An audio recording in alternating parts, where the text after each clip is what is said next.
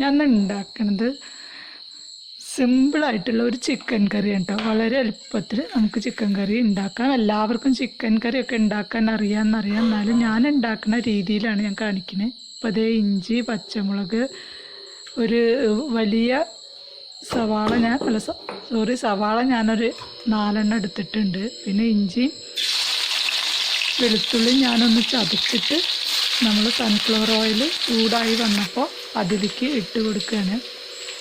ഇത് സവാളയും പച്ചമുളകും ഒക്കെ അരിഞ്ഞ് വെച്ചിട്ടുണ്ട്. അപ്പോൾ അത് ഒക്കെ ചേർത്ത് കൊടുക്കുക.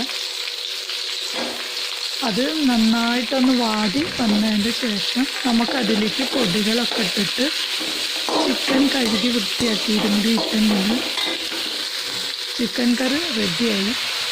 ഞാൻ ഈ രീതിയിലാണ് ഉണ്ടാക്കുന്നത്.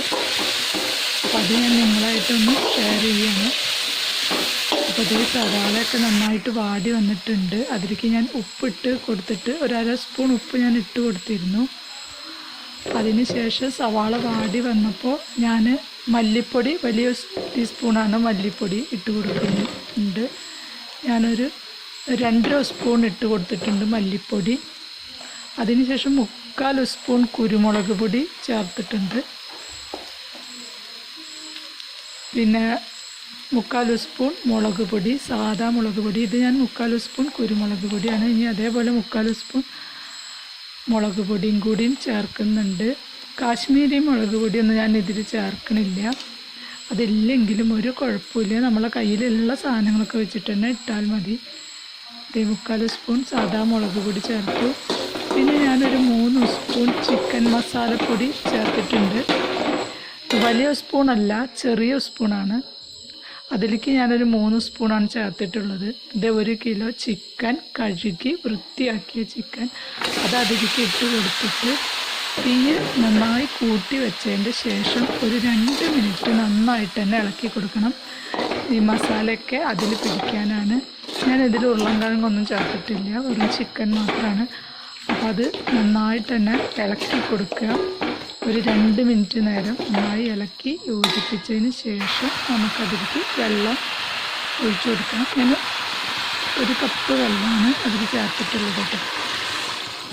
അപ്പോൾ അത് ചേർത്തിട്ട് നമുക്ക് ഒന്ന് ഇളക്കിയതിന് ശേഷം ഉപ്പൊക്കെ ഉണ്ടോയെന്ന് നോക്കുക.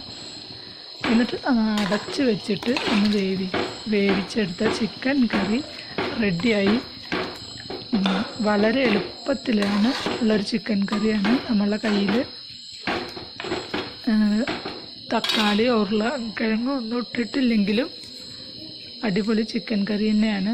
പിന്നെ ഞാൻ കുറച്ച് കറിവേപ്പിലയും കൂടിയും ചേർത്ത് കൊടുത്തിട്ടുണ്ട്. ഇനി നമുക്കതൊന്ന് അടച്ച് വെച്ച് വേവിക്കാം. ചിക്കൻ വേവേണ്ട ഒരു സമയം മാത്രം മതി. ചിക്കൻ കറി അടിപൊളിയാണ്. ചിക്കനൊക്കെ വെന്ത് വന്നിട്ടുണ്ട്. ഇനി കറിയുടെ വെള്ളം ഞാൻ ഒന്നും കൂടി വറ്റിക്കുകയാണ്. അപ്പോൾ അതേ കറിയുടെ വെള്ളമൊക്കെ വറ്റി അടിപൊളി ടേസ്റ്റുള്ള ചിക്കൻ കറിയാണ്. ഇനി നമുക്കിത് സെർവ് ചെയ്യണ പാത്രത്തിലേക്ക് മാറ്റാം. ഈ ചിക്കൻ കറി ചോറിനോ ചപ്പാത്തി, പൊറോട്ട അതിനൊക്കെ കഴിക്കാൻ പറ്റിയ കറിയാണ്. ഇനി നിങ്ങൾക്ക് ഗ്രേവി അധികം ആവശ്യമുണ്ടെങ്കിൽ കുറച്ച് വെള്ളം ആവുമ്പോൾ ഓഫ് ചെയ്താൽ മതി. അപ്പോൾ അതേ അടിപൊളി ചിക്കൻ കറി റെഡി ആയിട്ടുണ്ട്.